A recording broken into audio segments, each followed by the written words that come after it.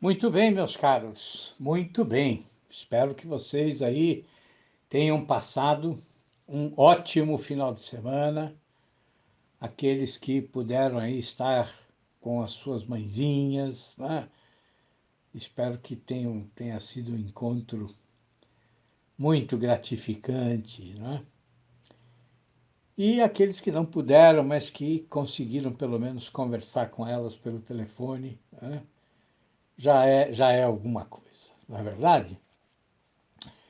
Eu ainda tenho aí a minha mãezinha viva, graças a Deus. Ela está em outra cidade, infelizmente.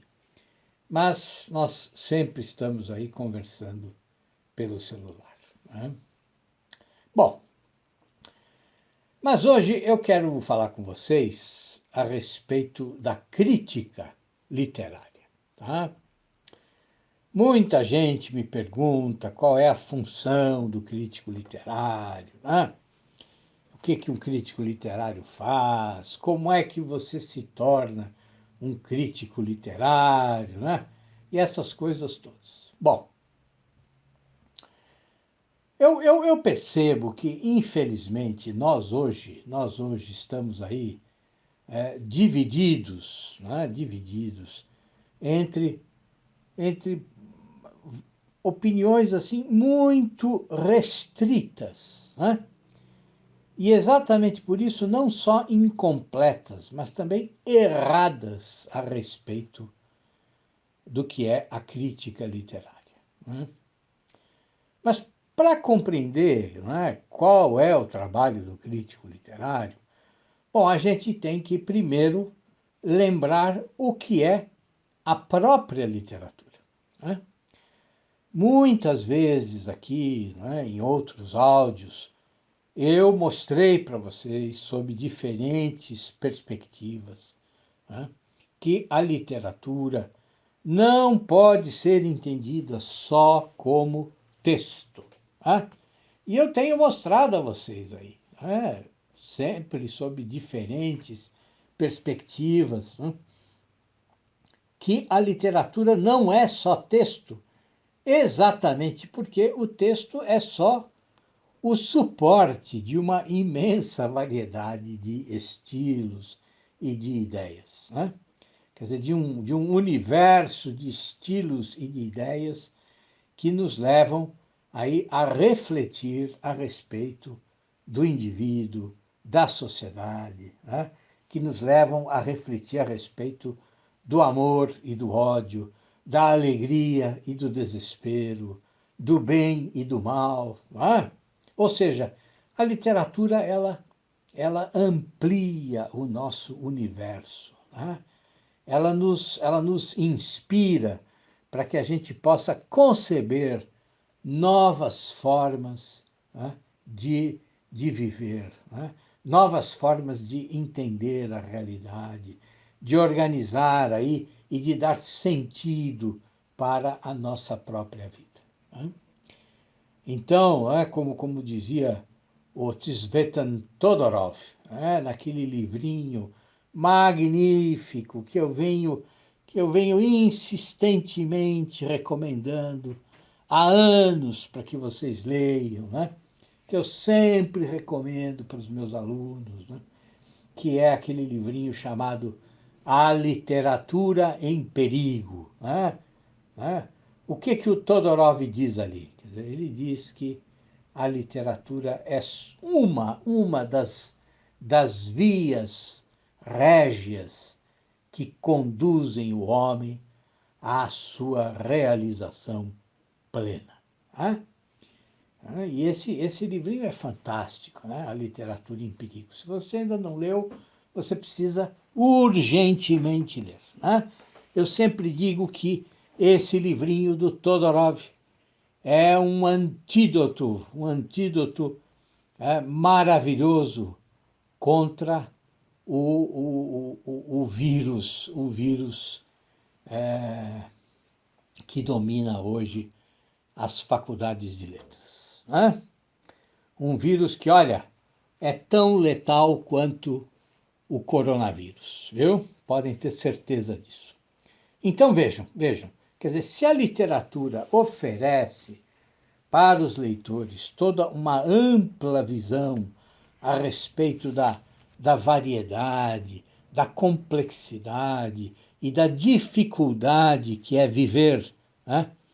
Ou seja, se o objeto da literatura, né, é a própria condição humana, então o papel de quem analisa a literatura não pode ser o papel de um mero interpretador de textos ou de um mero especialista em análise literária, né? Mas tem que ser o papel de um especialista no ser humano, né? O papel do crítico precisa ser o de alguém que dialoga com a variedade, com a complexidade e com a dificuldade que é viver, né? Ou seja, o crítico não é só um analista de textos, né? Mas, por meio da análise que ele faz, ele mostra para os leitores quais os diálogos que eles podem manter com a obra literária, né? Ou seja, como esta e aquela obra vão além do texto e se transformam num testemunho da condição do homem, num testemunho da nossa humanidade e do drama que representa esse exercício que a gente repete todos os dias, que é o próprio exercício de viver, né? O drama de viver. Então, o crítico, ele oferece um modo de pensar, um modo de ver, um modo de entender, né? Não só o texto, mas toda a vida, toda a realidade, né? E o crítico não faz isso porque ele é um intrometido, ou porque ele tem aí a pretensão de ser um filósofo. Ah, não, nada disso, nada disso, né? Mas porque ele, crítico literário, convive diariamente com a literatura. E a literatura é inseparável da vida, né?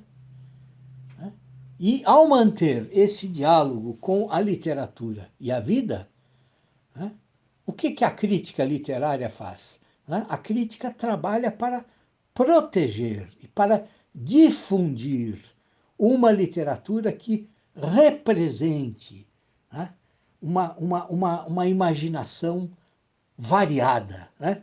Uma imaginação que aceita e que encarna a complexidade da vida, né? Uma imaginação que aceita olhar de frente para a complexidade do drama humano, né? Bom, e claro que nesse trabalho, né, o crítico vai também mostrar as obras que, parcial ou totalmente, né, não cumprem esse papel, né? Ou reduzem, né, ou reduzem esse papel aí a formas rasteiras ou a formas simplistas de pensamento, né? Ou, ainda pior, né, obras que não querem apresentar ou discutir a complexidade da vida, né, mas querem só defender alguma ideologia, né? Ou seja, é no espaço da crítica literária, né, que deveria aí acontecer o grande debate de ideias que, que envolve todo o conhecimento a respeito da condição humana, né? E isso deveria ocorrer por quê? Porque é isso que a obra literária faz, né? Toda obra literária é, no fundo, uma tentativa de encontrar respostas, né, para problemas ou para fatias de problemas que são essencialmente ligados à condição da pessoa humana, né? Então, o crítico faz o quê? O crítico vai vai abrir o sentido das obras para o leitor comum, né? Ele vai converter o sentido das obras literárias, né? As ideias dos autores, né? Vai converter tudo isso na linguagem comum dos leitores, né? E vai mostrar como os autores, né, quando transmitem essas ideias aí por meio do texto, né, quando os autores, ou como os autores, acertaram ou erraram. Ou acertaram e erraram, né, ou só erraram. E muitas vezes eles erram, né, não só porque eles escrevem mal, né, mas porque as suas ideias são estreitas, né, as suas concepções a respeito do homem são limitadas, são preconceituosas, né, ou são só aí lugares comuns, são só generalizações que, que diminuem, né, a nossa humanidade. Mas vejam só, quer dizer, todo esse trabalho é magnífico, né, exatamente porque ele é interminável, né? E é interminável porque a arte e a crítica, bom, elas não são aí como as ciências, né, em que você pode alcançar uma verdade inquestionável, irrefutável, imutável, né? Aquela verdade que pode ser comprovada, que pode ser reconhecida e que também pode ser demonstrada por meio de experiências que, bom, se você repetir milhares de vezes, elas vão prosseguir dando sempre o mesmo resultado, né? Quer dizer, arte e crítica, elas não são assim, né? Arte e crítica são diálogos abertos com a própria vida, né? E a arte do crítico é exatamente a de fazer durar, né? A de conservar, a de manter a vida das grandes obras literárias, né? E fazer isso revelando aos leitores, né, os poderes das obras literárias, né? Estejam eles ocultos ou sejam eles plenamente visíveis, né? Quer dizer, é por esse motivo que é inaceitável, né, que um texto crítico seja obscuro, seja hermético, seja incompreensível, né, ou fique aí usando um jargão que só pode ser compreendido plenamente pelos membros da academia ou pelos professores das faculdades de letras, né? Bom, e hoje está cheio de crítico assim, né? Quer dizer, críticos aí que entulham o seu texto com jargão acadêmico e só obedecem, né? Só obedecem às abordagens críticas que a própria academia, que o próprio meio universitário considera, né, como aí modernas, né, entre aspas. Ou pior, né, politicamente adequadas, né?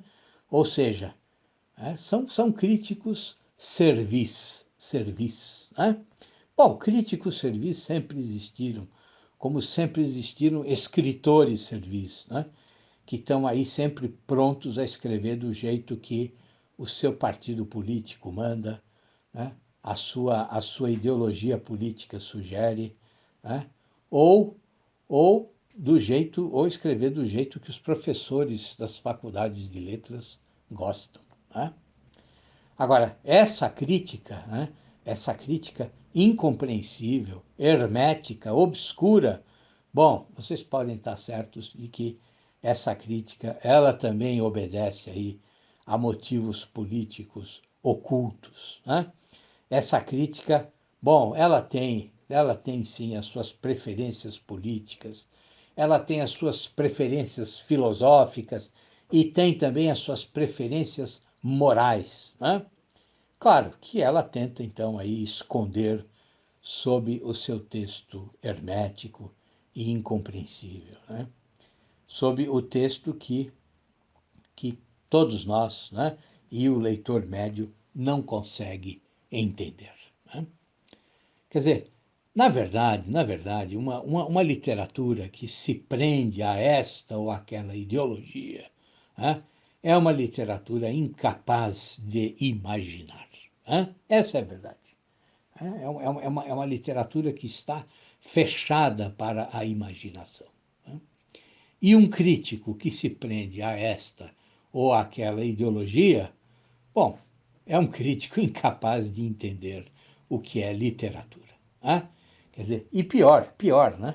Quer dizer, é um crítico que não consegue diferenciar uma obra literária de um panfleto político ou de um mero joguinho de palavras. Né? Bom, e da mesma forma é um absurdo querer aí dispensar a crítica. Né? Quer dizer, afirmar que a crítica literária é desnecessária. Né? Bom, porque assim, é como diz o Northrop Frye, né? Quer dizer, silenciar a crítica é brutalizar a arte. Né? E também significa perder a memória cultural. Né? Bom, e já que nós estamos falando aí de crítica literária, vou citar aqui 4 grandes nomes da crítica literária brasileira que vocês deveriam ler com extrema atenção, que vocês deveriam estudar profundamente. Tá? Bom, primeiro, claro, o Otto Maria Carpo. Né? Carpo tá fora, tá além aí de qualquer julgamento. Né? Depois, o Álvaro Lins, grande Álvaro Lins. Né? Também o Wilson Martins, né? Mas não vão, todo mundo corre. Né? Quando fala em Wilson Martins, todo mundo vai lá correndo ler a obra dele, A História da Inteligência no Brasil. Né? E assim, e não é por aí, a história da inteligência brasileira, né? Não é por aí, não é por aí. Né? Vocês têm que estudar os ensaios do Wilson, que estão lá naquela coleção Pontos de Vista, tá? Quer dizer, eu acho que esse é o grande legado do Wilson, tá? Essa coleção incrível de análises literárias que estão reunidas lá naquela coleção Pontos de Vista. Tá? E, por fim, o último deles, que está em último lugar só porque não tem jeito, alguém tinha que ficar em último lugar, mas é um crítico excepcional, pouco estudado, pouco lido, pouco lembrado, desgraçadamente, que é o Augusto Meyer, tá? O gaúcho Augusto Meyer, que é um baita de um crítico. Então, assim, recuperem, e estudem, e republiquem, enfim, façam o diabo com esses 4 nomes, porque nós precisamos dessa injeção, né, de sangue novo na crítica literária. Nós precisamos, parece uma contradição, né? Vamos usar críticos que já morreram para dar nova vida à crítica literária. Mas é isso mesmo, é isso mesmo. Né? Vamos lembrar da nossa memória cultural, né? Vamos parar de querer brutalizar a literatura, né? E vamos dialogar com aqueles que souberam de verdade dialogar com a literatura. Tá? O Carpo, o Álvaro Lins, o Wilson Martins e o Augusto Meyer. É isso, meus caros. Olha, um grande abraço para vocês e até amanhã, pessoal.